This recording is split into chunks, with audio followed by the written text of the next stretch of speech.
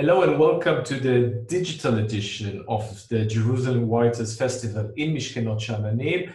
My name is Sefy Hendler, and I have the great pleasure and honor to have with us, in this unusual digital edition, Marco Balzano.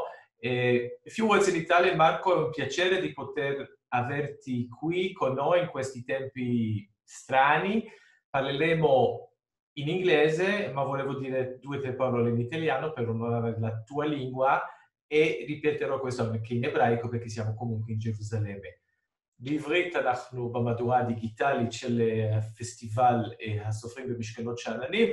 אמרתי באיטלקית למרקו שאלו ימים מוזרים, אבל אנחנו נדבר איתו באנגלית, כי כך מתחייב, ורצינו בכל זאת לכבד הן את האיטלקית, השפה שבה הוא כותב, והן את עברית, השפה שהרומן היפה שלו תורגם אליה.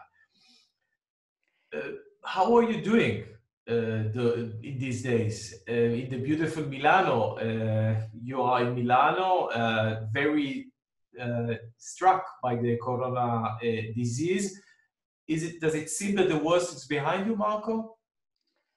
I'm at home with my children. I'm from Milan.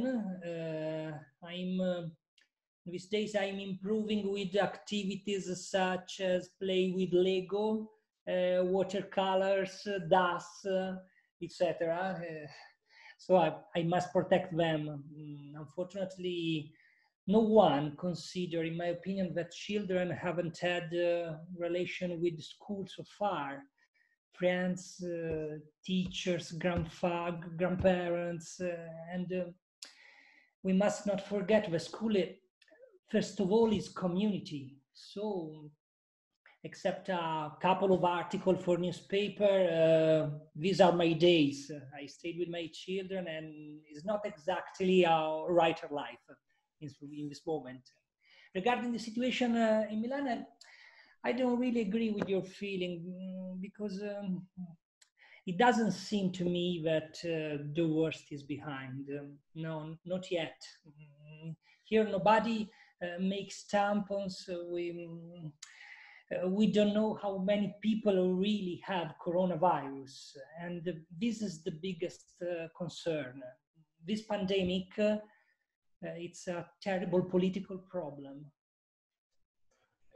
You speak about the political aspect of the corona pandemic that, as you say, touched not only Milan, but Italy, the north of Italy, very hard, and it revealed many tensions between central government and local regions. Do you feel those tensions when you are situated? And I know those are subjects that are close to you. Sure. I feel it every day. I feel it every moment, of course. There are many tensions between government and regions. Consider that the healthcare in Italy is a regional competence, and during the pandemic, every region has adopted different solutions, different approach. For example, in Veneto, east of Lombardia, the governor has ordered to make tampons to the population. Here in Lombardy, although the situation is very serious, is one of the most serious situations of the world, together with Spain, together with New York. No one has been made tampons. I have friends that have been temperature for 10 days or more, but no doctor has seen them. No one. And it's terrible. As I told you, the pandemic for me, it's not only for me, it's first of all a political emergency and after a sanitary emergency. This question and this testimony that you bring, it does bring me to I think the major theme of your last novel, translated beautifully into Hebrew, Resto qui, lo Azzuz מכאן. The book reflects the tension between the very intimate stories, like someone that has fever, and the regional environment, and the geopolitics that are always in the background. when you start conceiving the story, just let me remind, it's the story of a woman that refuses to let go of her memories, of her history, and of course of her home that is destined to be destroyed by a big project that is much bigger than she can be. When you start conceiving this novel, how do you measure the place you decide to give to each and one of these elements, the personal, the regional, the geopolitical? It's a careful and complicated question, and every story is different and has different conceiving. So I can give you a general answer or a general solution. I could tell something about Resto Qui.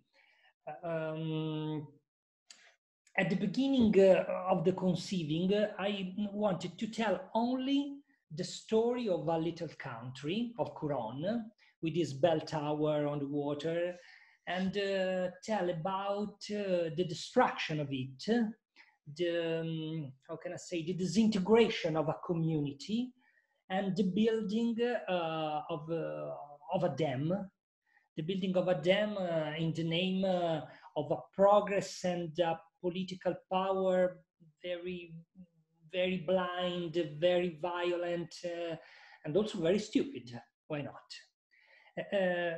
The main question about this book for me is what Pierpaolo Pasolini said. He said, a landscape can never be reconstructed.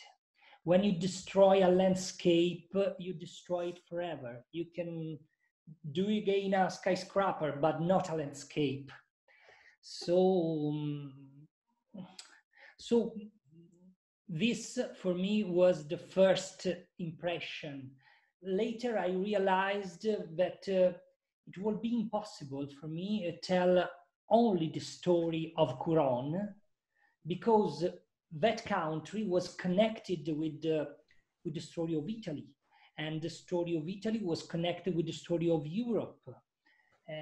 So in the final project, the history of them, the history of country in the book is only the third and the last part of the novel, because one of the difficult, maybe the big one in a novel, I think, is to find a balance. I want to insist on this question of the balance and really to take it from where you left it. In the very first lines of the novel, the heroine, Trina, portrays the beauty mark on the shoulder of her lost daughter. In the third chapter, we start entering, sensing the political atmosphere, the very dramatic, with the march, fascist march on Bלצאנו in 1922. Again, it makes me reflect on the question that you just underlined, the personal and the national. Do you consider Resto Qui an historical novel, even though you wanted to tell a personal story? Okay. As I told you, the difficulty is to find a balance. A novel is not a documentary, a novel is not a history book. A novel must always move, touch. In Italian, we say commuovere. Yes. Commuovere means touch together, move together, the emotion with other aspects. For example, reflexive aspect, psychology aspect, and for me also political aspects. Yes. So I don't like very much the definition historical novel, because every novel is historical. If you write, for example, I don't know, the story of your family, it will be a historical novel. If you write the story of your friendship, it will be a historical novel. So I prefer a political novel. Because I'm interested in discussing the relationship between the how can I say, the official storytelling and the hidden history. In my opinion, a writer tells those stories that nobody tells. A writer pulled the skeletons out of the closet. Okay, something like this. The Resto Qui is inspired, and you've mentioned it, and some of our listeners and watchers know it, by a true story that is reflected on the beautiful cover of the book. It was kept also in the Hebrew edition, the campanile, the bell tower, that is all that remains visible from the village of Curon that you've mentioned, after it was flooded while building a dig in 1950 at the end. Did this image inspire you in the first place to write the novel? Did the storytelling start from an image? Sure. The bell tower on the lake, for me, my opinion, is a very strong image. It's a story. It's a story. When I saw for the first time, it was as how can I say? It was as see a picture of the Chirico. Okay, something like a surrealistic metaphysic paint. I usually conceive a story from an image. For all my books, I know the original image, the starting image. But if the bell tower was my first image, the second one was even more important for me, because next to the lake, there were people swimming. I stayed in Curon for the first time in a sunny day, in a summer day. And next to the lake, there were people swimming, self-bathing, playing balls. No one of them realized that under their feet, under the water, there was a destroyed country. So a tragedy place had become a tourist place, and the up and down didn't communicate each other. And this is it's a tragedy of the history. Yeah. But your book is in a way the in-between, the image and what's down under. I imagine that the place it was popular, but I imagine it became the bell tower much more popular after the success of your book. Do you go back there often? Yes, a bit popular. Sure, I came back to Curon once last year, always in summer, and people living there had a great party, and I presented my novel on a boat on the lake. 600 people were on the beach, and I felt like Bruce Springsteen, and too bad I didn't have a guitar. You had a book, even it's better. The bell tower is a physical remain. That the tragedy of the village of Curon is what's underneath. It also seems to be a very powerful metaphor of the capacity of human beings to resist through memories and through storytelling, not only through physical presence. The tower still stands, and it even was fortificated lately, so it will not collapse a few years ago. And the story, thanks to your novel, is still being told. It is not forgotten. So in a way, is it a bitter victory of the memories over the reality at the end? It could be. However, in my opinion, we must get out of the logic of who wins and who loses. It's not a dichotomy that allow us to understand reality and complexity. Maybe victory will exist when progress, it's a really benefit for all, not only for a part, not only for Montecatini, not only for the political power, and won't be as violent and senseless as in Quran and in many other parts of the world, even today. I meant victory, of course, and maybe I have to explain myself, but the fact that they managed to destroy the village, but they didn't manage to destroy its story. And I meant by a victory, of course, not the material victory. Yeah, a victory of memory, sure. Literature is try to give memory a victory, okay? But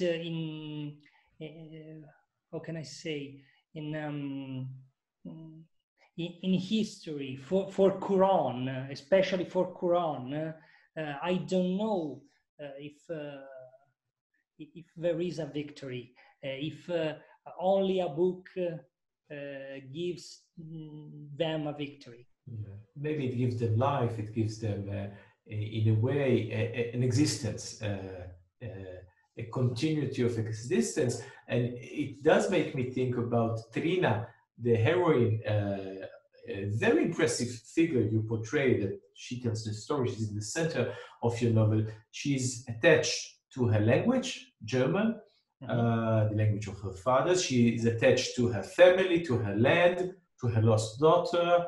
And it seems though she is well aware, and maybe I'm wrong, maybe it's only my understanding of the novel. No, you are a very refined reader. She's very well aware of the hopelessness of her situation. Or isn't she? Yeah, it's correct. Yeah, absolutely. Her idea is, I know the desperation. I know the violence. I know that I lost my daughter and my land, but I can tell my story. The victory of memory, no? You said before. And as long as I can tell my story, I'm not completely lost. Because until we have words, we have dignity. For under this aspect is a victory. Okay, maybe it's a victory. Did you find sympathetic readers to your novel, To Resto Qui, which again, we'll come back to it, which was a huge success in Italy and worldwide, with the No TAV movement, those that are opposing the construction of the fast train in the Susa Valley between France and Italy? It's not the same story, and I'm not trying to do a parallel, but do you think the story made them identify with the historical reality? The fun thing is that the day after the book was published, they called me from the Susa Valley, and I went there. It was my first meet. And it was a good first meeting, and it was a good meeting for two reasons. First of all, I felt encouraged because the metaphor of the novel had been understood, and the second reason because in Susa Valley I told them. I don't know if you are right or not, because in Italy, nobody gives scientific information. And after 10 years, there is only war between parties, and the truth in my country escapes. This is also very eloquent for what we are living nowadays with the question of science and politics. It's the same. Again, without drawing a parallel between what happened then and what's happening now, I do want to come back to other figures in your book. Unlike Trina, the political figures in your book, in your novel, they appear as posters. It seems to me very deliberately, either real ones on the walls of the village, the posters of Mussolini when the fascist movement comes into power during the Italianization of South Tyrol. The image of Hitler is described on a photo that the son of Trina is keeping in his wallet. Even the image of the Pope that meets the inhabitants of the village when they launched the battle to save the village, the lost battle. Even Pius XII that nods in sympathy to the inhabitants appears a bit as a poster, but not as someone that is really sympathetic and is involved in the conversation. Do you accept this, that you deliberately tried to create this very strong distinction between the heroes and the politicians?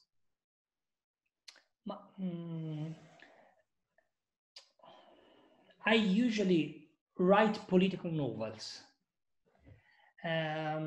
Political novels in the way that I explained you before, and but both aspects are political novel from one part, and from the other, I would like that my novels can be fiction stories under the all aspects. It is the commuovere. Okay, there is a politician, there are politician facts, but together there is the touch.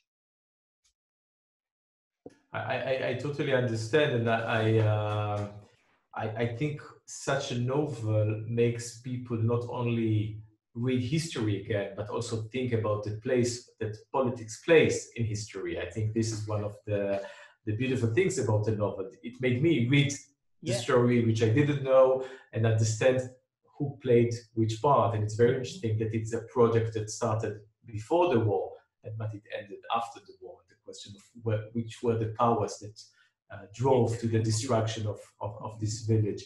The success of we speak about Italy, the geopolitical circumstances in the 30s and the 40s, but the success of the book was global, not regional, not local, not national. You won in Italy, among other, the very prestigious Bakuta Prize, but resto qui, lo Azus מכאן in Hebrew, let's mention the editor, ספריית הפועלים, and the translator, beautifully translated, Arno Bar.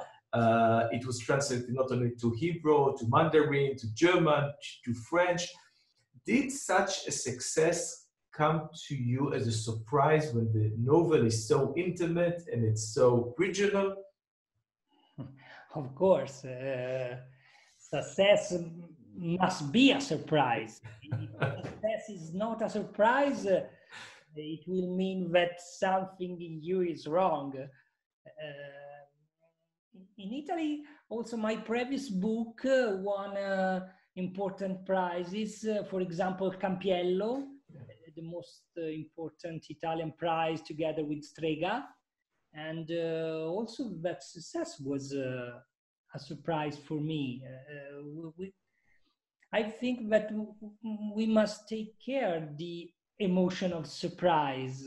It's too important not to take things for granted. I didn't try to understand the reason of success. For me, it's important to keep writing. Let me suggest an explanation that you can refuse or you can accept, that it's very intimate, but there is something very universal about the question of a place, a family, and the attachment to a place. And maybe we've been speaking so much about globalization that we forgot a bit the very intimate powers that ties us to a place. And maybe all around the world, people can identify with those very, very strong feelings. Yes, I think literature, if it's literature, is always universal. When it's good literature, Marco. Yeah, good literature, sure.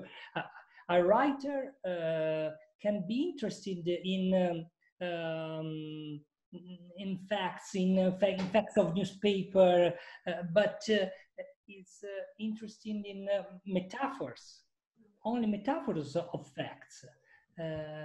So yes, I really agree with you. One last question, drawing our conversation back to the Corona days. The name Resto Qui comes at a time when many of us stay at home. Do you think we read more nowadays? Do you think your novel, in the days when we say io resto a casa, does it acquire maybe a new meaning, an additional meaning? No, I don't think that we have been reading more in these days. I think we have been reading less, reading books, reading novels, reading essays.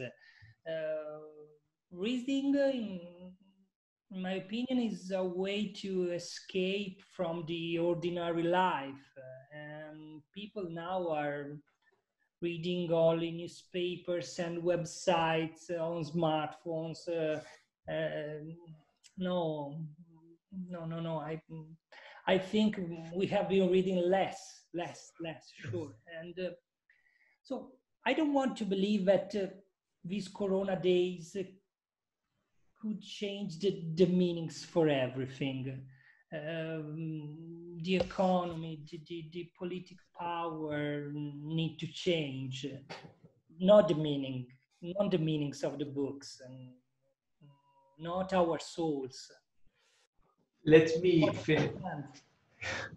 finish by the hope, or by that through our conversation that is recorded and maybe can reach larger audience than the big audience that all usually come to the festival, will make people read more, at least read this beautiful book, אזוז מכאן, Resto Qui, that was translated into Hebrew and published by ספריית פועלים. And let me hope that we can meet in Jerusalem. Next year, we say, next year in Jerusalem. So. I had many travels abroad to present my novel. Obviously, every trips have been cancelled, but believe me, the trip to Israel was what I cared most, and I hope in future we could meet in Jerusalem or in Tel Aviv.